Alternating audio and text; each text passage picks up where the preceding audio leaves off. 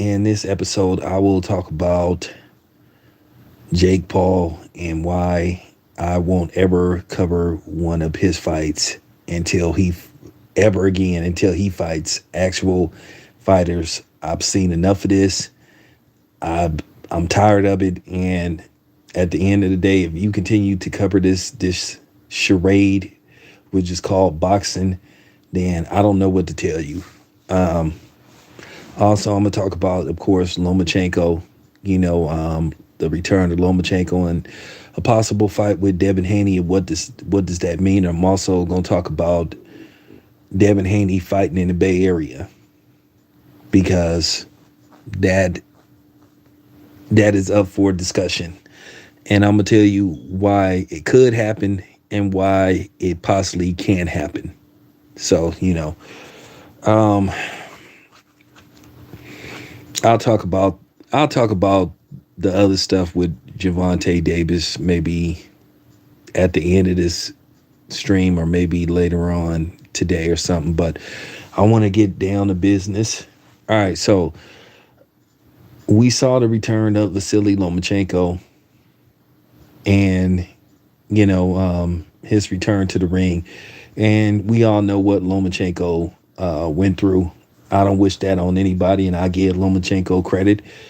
Uh, for going back home to basically assist his country and fighting against, Russia. So I give him all of the credit in the world that he deserves. So I give him props for that. But now, as far as his performance go, um, last night, as I said before, my own personal choice, my own personal opinion, I thought that Jermaine Ortiz did enough to win that fight. I thought that out of the first 8 rounds, I thought he won 6 of them, and I thought he clearly won. I thought he won the ninth round. So to me, that would have gave him, a 7-5 edge, and he wasn't knocked down in the fight.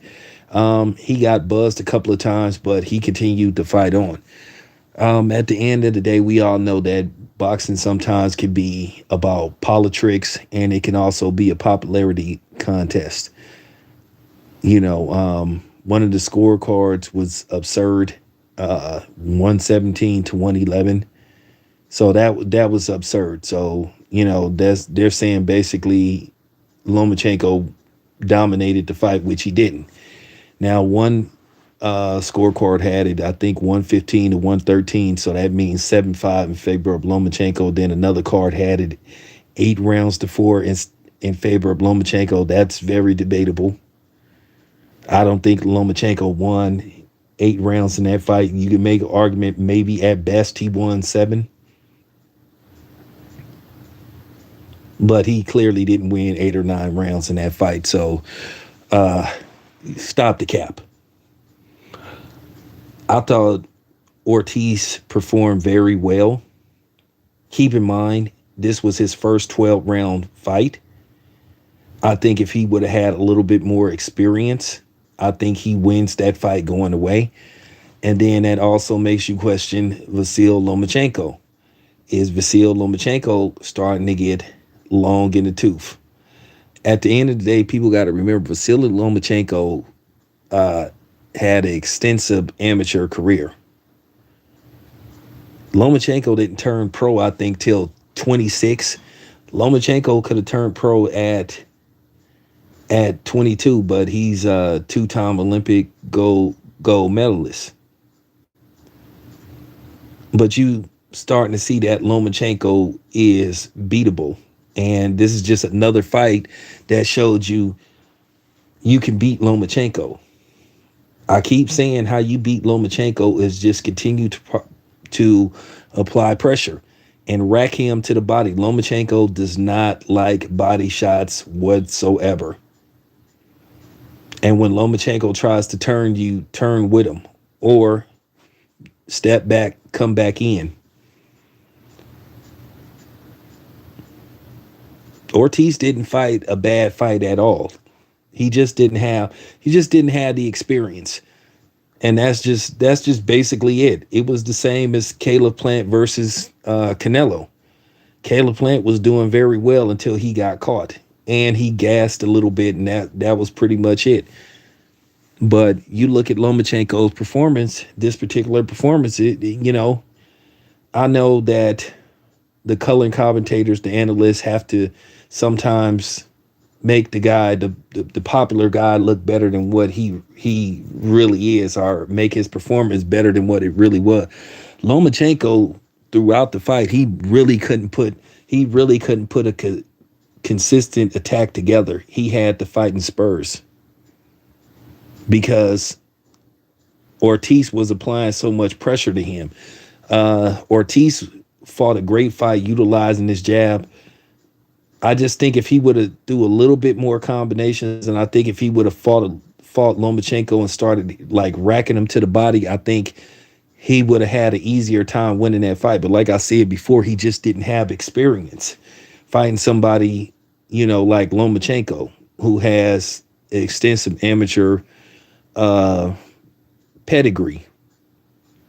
But I still think he did enough to get the decision. Now, I know there's going to be somebody that's going to eventually listen to this stream and come on here popping off at the mouth, because that's what fanboys do. That's what, they does that. But, I know what I saw. I watched the fight. I watched the fight clearly. I thought that Ortiz did enough to get the nod. Now, I'm not going to say it was a robbery. I'm not going to say it was a robbery because Lomachenko he did sweep the last 3 rounds. But the first half of the fight, I thought Ortiz clearly,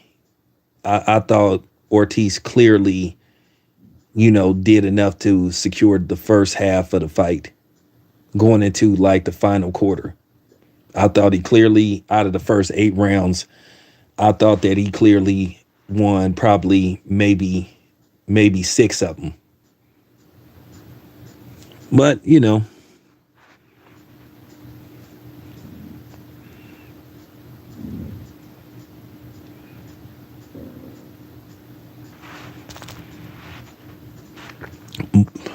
so that's just how I had it. I thought Ortiz won, but I'm not gonna say it was a robbery. I understood why they went the other way because they see a big fight down the line. With Devin Haney and Lomachenko, and you kind of wonder if Bob Arum also ready to basically cash Lomachenko out. Lomachenko said following his post-fight victory, he said he's willing to be the B-side. He said he's willing to fight Devin Haney wherever. So if Devin Haney wants to fight in the Bay Area, which I think Devin Haney does want to fight, he's said on a few occasions that he wants to fight in Oakland or the Bay Area.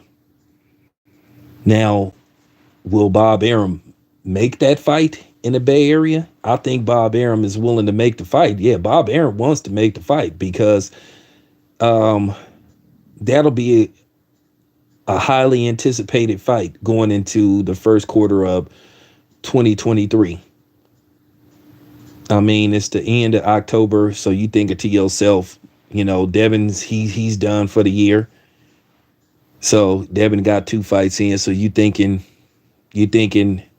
November, December, January, February. So you're looking at possibly February, maybe early March. And I think they can get a big promotional marketing campaign behind that fight. I don't think it's I don't think it'll be on pay-per-view unless Bob Arum wanted to do a small pay-per-view, but you never know. Depending on what the fighters want and all that kind of stuff, you could get a small pay-per-view out of it. And Bob Arum has the roster to have a good undercard as well, because that's what you got to remember. Top Rank has some great fighters. You could possibly put Shakur Stevenson on the undercard. You might could put Nico Ali Walsh on the undercard, so you could put some other people, so you could make it a sellable pay per view. But I know it'll be, if it goes to regular TV, in all likelihood, I think the marketing machine behind it, I think it'll be really good, and I think it'll be a viable fight. But it's really going to come down to whether Bill wants the fight in the Bay Area. I know Devin does, but at the end of the day, Bill is his manager, and you already know, when you fight at home, it's a lot of it's a lot of things that come with it. You know, I hope it happens in Oakland, because here's the thing: if it happens in Oakland, I don't have to, jump on no plane. All I got to do is get in my car and go cover the fight wherever they have, like, the open media workout and all that kind of stuff. So it would be convenient for me. I hope it happens. I would love for that fight to be in the Bay Area. And I think that would be a good look for the city of Oakland. Hell, even if they decide to go to the Chase Center in San Francisco, I think that'll be a good look.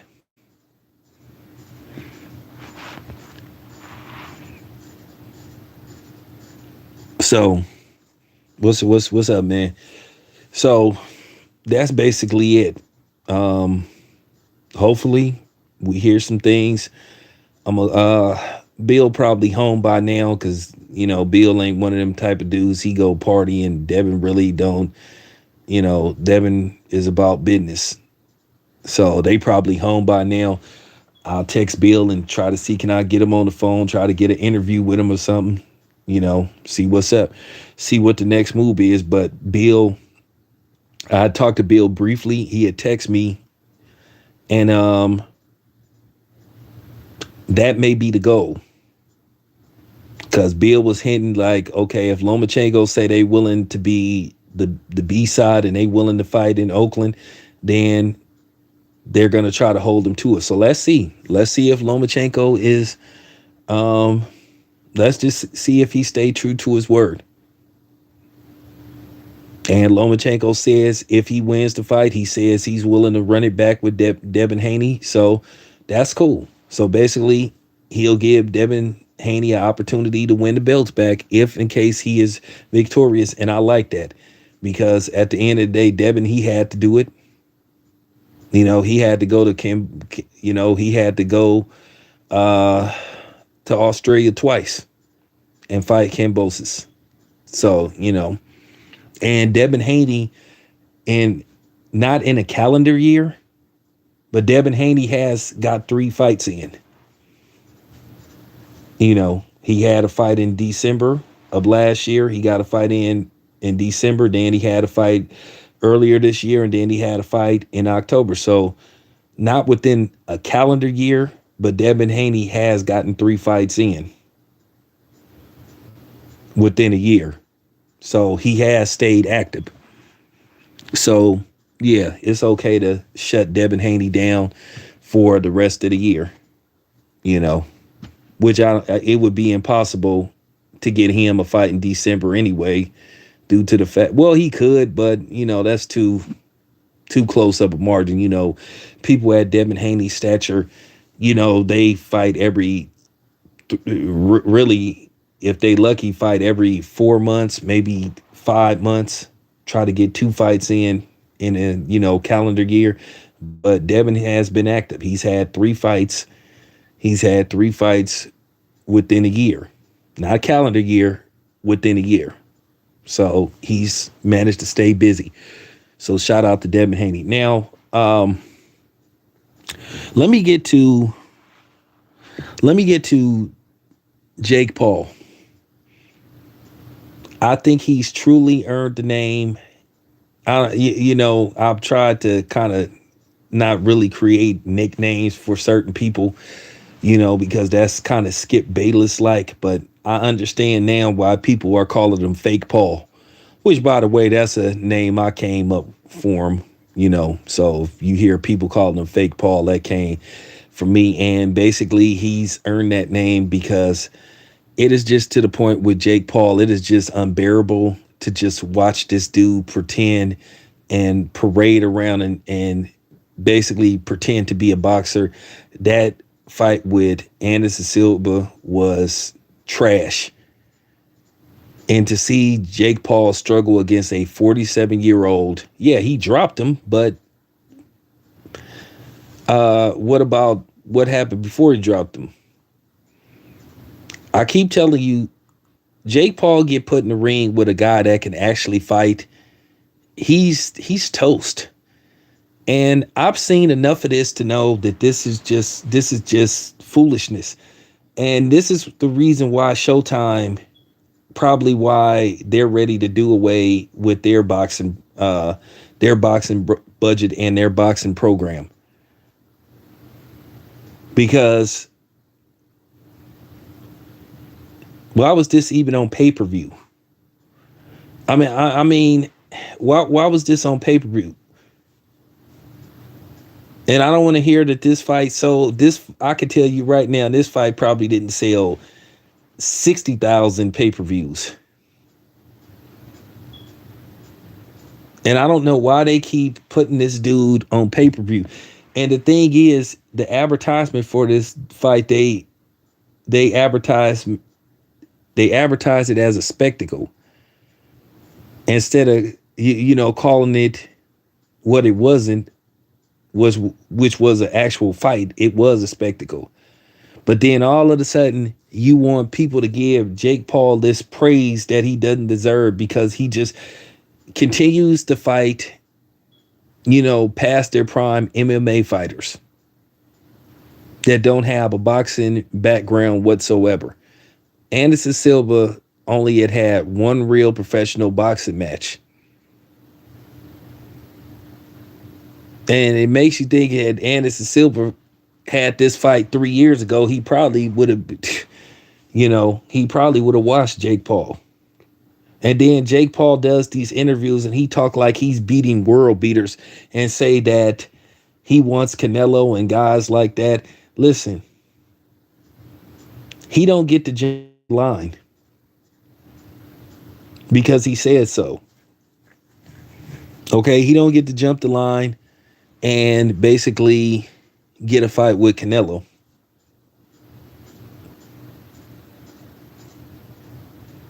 The only people that believe that he could beat Canelo is his followers on YouTube and Twitter and all that stuff and Instagram. Canelo would wash Jake Paul.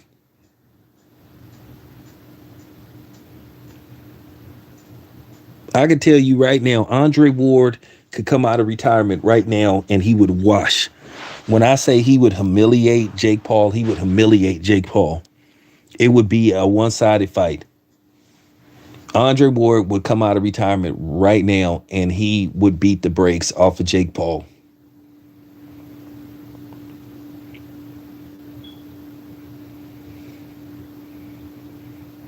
I'm keeping it 100. This is why, like I said, this is why boxing is in a bad state right now, because they are putting this kind of crap on TV and trying to make people pay for this stuff. For real. And you got people sitting up there saying, like it or not, Jake Paul is a real boxer. Based off what? When he gonna fight a real boxer? When he gonna fight a real fighter? He did everything in his power to throw every obstacle in the way so he can get out of that Rockman fight.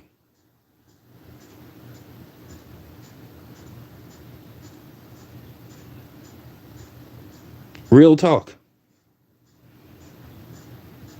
And then before that, he knew he couldn't fight Tommy Fury because Tommy Fury ain't allowed into the country. They won't give him a green card to come into the country, or excuse me, a visa.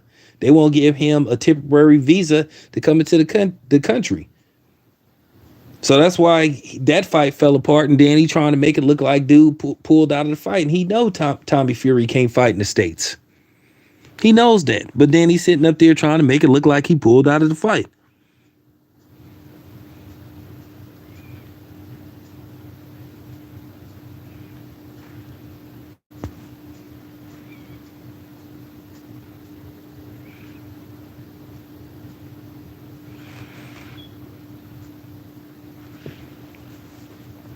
All I can say is if you continue to buy Jake Paul fights or support Paul, something is really wrong with you.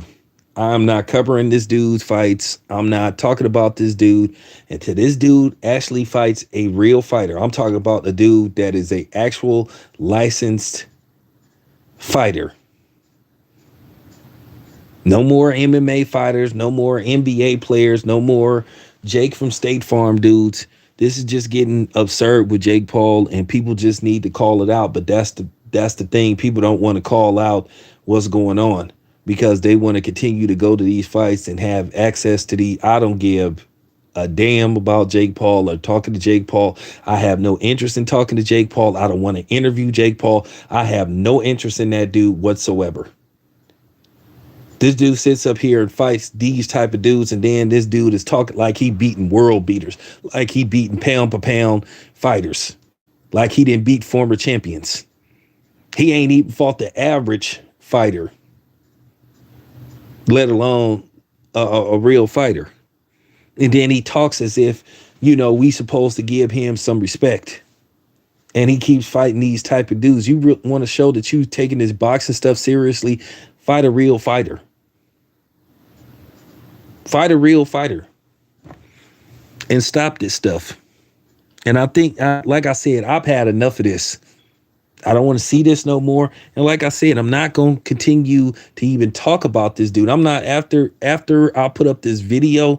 I'm not talking about this dude until he fights a real fighter. He gets no play from me. He gets no publicity. He gets no attention from me.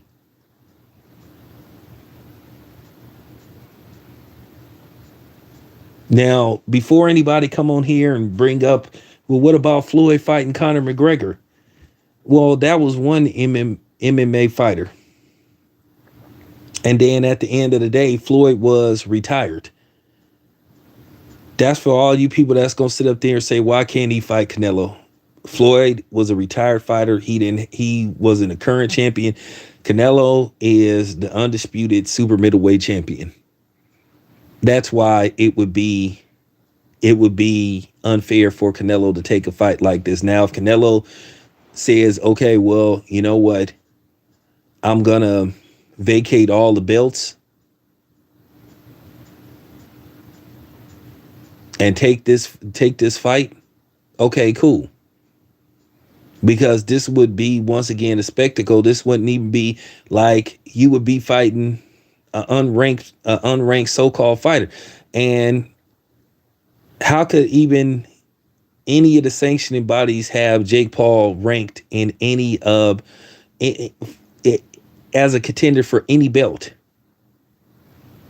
How could you even try to remotely? And I know Mauricio Solomon was thinking about doing that. I hope he doesn't. How can you have Jake Paul ranked in any type of top 10 at whatever weight class he fights at, cruiserweight or light heavyweight, when he's yet to get a victory over a actual fighter? You just can't do that. You can't do it. You can't do it.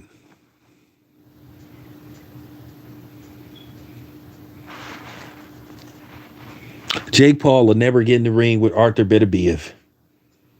He would never. I'm gonna tell you that he's not stupid. Jake Paul is leaving in a stretcher if he tries to fight Arthur Beterbiev. He's going to the hospital. He would never take that fight. If Arthur Beterbiev has sent, you know what I'm saying, ended the careers of actual after he beat Boslick's ass, he never fought again. He retired. And probably Joe Smith Jr. is not ever going to be the same. Marcus Brown probably ain't ever going to be the same. He is not going to fight Arthur Beterbiev. If you seen Jake Paul and you said, hey, Jake, would you consider fighting Arthur Beterbiev? He'd probably look at you like he was crazy. He know not to, he wouldn't even call, this is what he would do. He would try to say, I don't know who that is. That's what he would do. He'd say, I don't know who Arthur better be if is.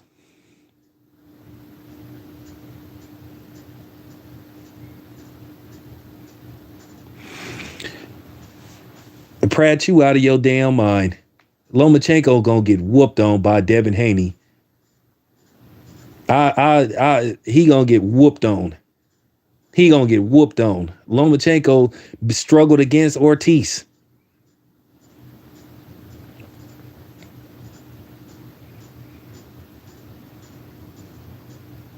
Devin Haney is gonna whoop on Lomachenko.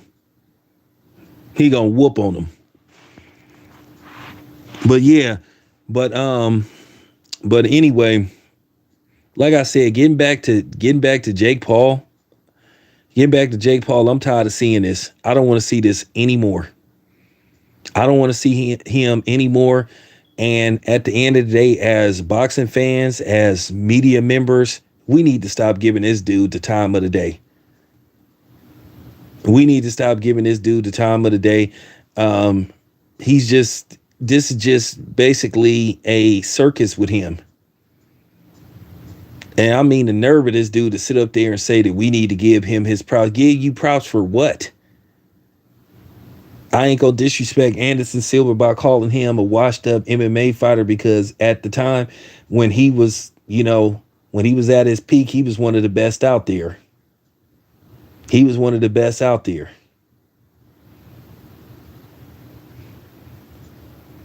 So as far as Jake Paul go, if he want to impress me, go fight a real fighter. Beat him, and then you'll start getting your props. And that's real.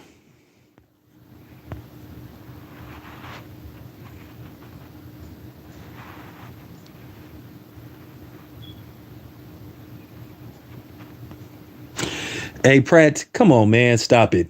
Lomachenko was already making excuses talking about Devin Haney look like a heavyweight.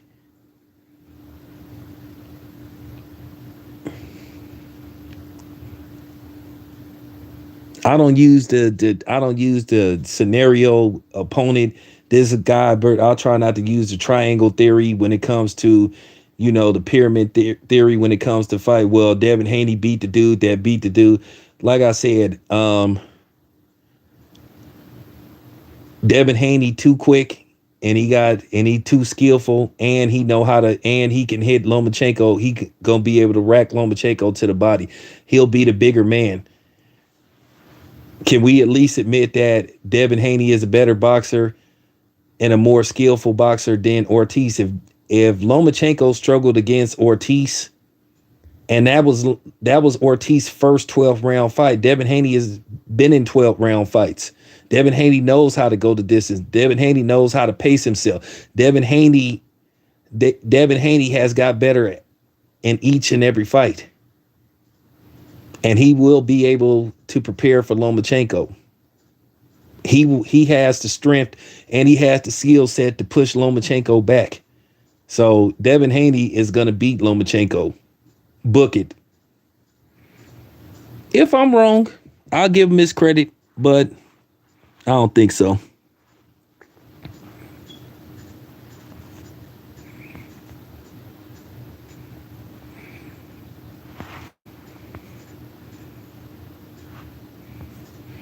Nah, Devin Haney ain't gonna he's not gonna stop Lomachenko. He just gonna beat him down. He gonna outpoint him. He gonna outpoint him. I seen enough to know that Lomachenko at this point, he can't beat Devin Haney. He's not gonna beat him. I think if they would have fought maybe 2 years ago, yeah, he probably would have been able to beat Devin Haney. But nah. Devin Haney is a student of the game, despite the fact that people think Devin Haney is some dude that just go around spending a lot of money on chains and all that stuff. Nah, he watches film, he studies, he gonna be ready for Lomachenko. And he's not gonna look past Lomachenko, just like he did Kambosos. He proved that he could go toe to toe.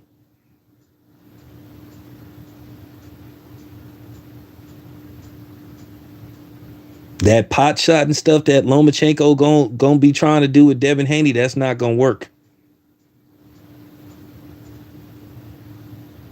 Because if he tries to jab, Devin Haney will jab with him. Devin Haney can match Lomachenko in every category. Now, Lomachenko may have a little bit more power than Devin Haney, but as far as overall skill set, Devin Haney can hold his own. He will hold his own, and he will be victorious.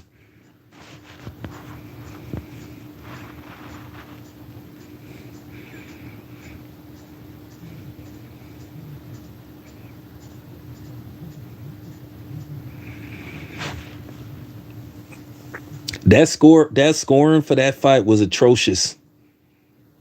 Except one. I think the 117 to 111, that was atrocious. That was laughable. I think, to be honest with you, the 118, what was it, 118, 118, 112. So basically they saying that they had Lomachenko winning eight out of the 12 rounds. Like I said, you would be nice to try to, I want you to name 8 rounds that Lomachenko won in that fight. Like I said, you can make an argument that he didn't even win that fight. And just like, and then here's the thing with Lomachenko. Like I said, Lomachenko, from what you've been seeing in a couple of his fights, you look at Teofimo Lopez, you look at some other fights, Lomachenko been having to play catch up. He fell behind really bad in that Teofimo Lopez fight. Lomachenko, when he fought Teofimo Lopez, he lost probably the first 7 rounds. He did go on a little bit of a rally, but Teofimo was so far ahead in that fight because Teofimo, some people thought Teofimo won the first 8 rounds. Lomachenko had a good 3 rounds in a row, but he had a good 3 rounds in a row, but then the 11th and the 12th, Teofimo closed strong. And Teofimo looked like he was on the verge of stopping Lomachenko. But Russell Mora inserted himself and he basically interfered with the stoppage. So this is a pattern that you see with Lomachenko. You've been seeing it a lot. He's a slow starter. He falls. He has the same. This is why I think a Lomachenko Tank fight would be very interesting, because Tank, to a certain degree, Tank has had that problem. I've seen Tank like fall behind in a lot of his fights to where he has to catch up. But then Tank got that kind of power where he could turn the fight around with one punch. And see, that's the difference. Okay, yeah. Devin Haney don't have the type of power that Tank has. But Devin Haney is good at controlling the pace.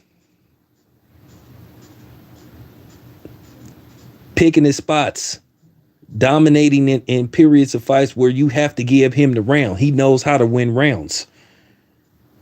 So that's why people thought a Lomachenko Tank fight would be interesting, because you just got to keep it a buck. Tank falls behind in a lot of his fights. I've seen that in his last few fights. You look at the Rolly fight. You can make an argument that he might have been behind on the Rolly, in the Rolly fight. You can make an argument that he was behind in the Mario Barrios fight. You can make an argument that he definitely was behind in the Leo Santa Cruz fight. So that's the problem with Tank. Devin Haney doesn't have that problem, but that's the problem you've seen with Lomachenko. Lomachenko is a slow starter. Because I'm going to tell you now, he's going to have to get started right away if he fights somebody like Devin Haney. Because I could tell you now, if Devin Haney win the first 4 or 5 rounds, Devin Haney is not going to blow that fight to Lomachenko.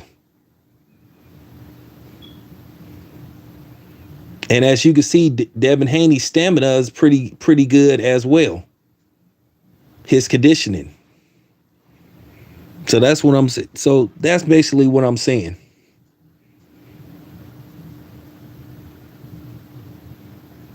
And then Lomachenko, he a OG. I guess you could say at 34, 30. He by the time he fights Devin Haney, he'll probably be 35 years old.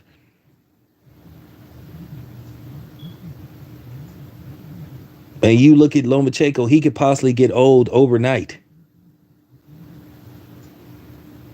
So if there is gonna be a fight with Devin Haney, you would have to make Devin Haney should be the favorite. And let me tell you something. Devin Haney is gonna look at some of the things and some of the mistakes that Ortiz made and capitalize off of it. Like I said, Ortiz, the only reason why he didn't get that nod because at the end of the day, they were setting up possibly the big fight. No, I'm not saying that the fight was rigged. Basically, what I'm saying was Ortiz would have had to like just straight up dominate. I think if he would have dropped Lomachenko,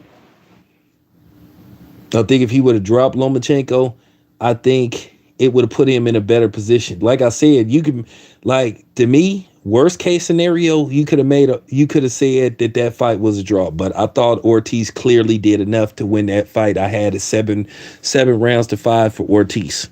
And when I see Ortiz, I'm gonna tell him. I thought he did enough to get the nod.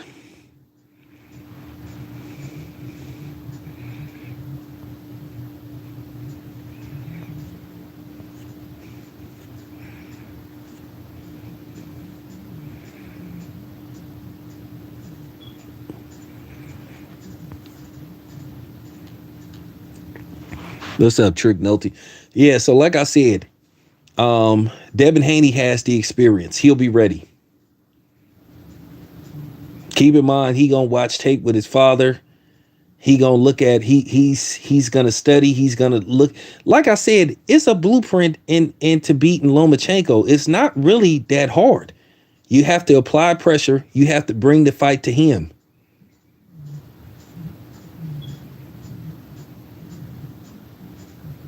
You have to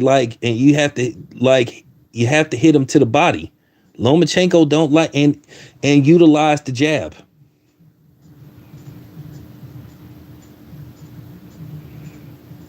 I told you Lomachenko likes to jump in, jump out, shift, and try to spin you. You can hit Lomachenko. Lomachenko is just not he's not the greatest defensive fighter in the world. He can be hit.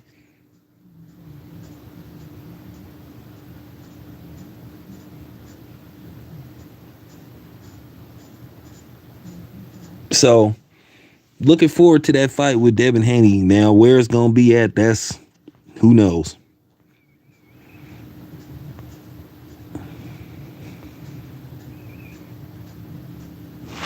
I just think, like I said, Lomachenko. I just think like he getting a little. I think based off how long he's been fighting as an amateur. Once again, keep in mind he started fighting at 26 professionally. Keep in mind Lomachenko already has 2 losses.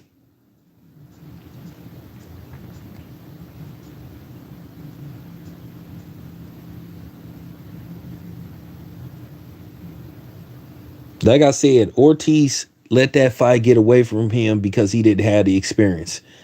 Let that fight had taken like maybe sometime like next year, Ortiz would have clearly defeated Lomachenko. So I'm just saying.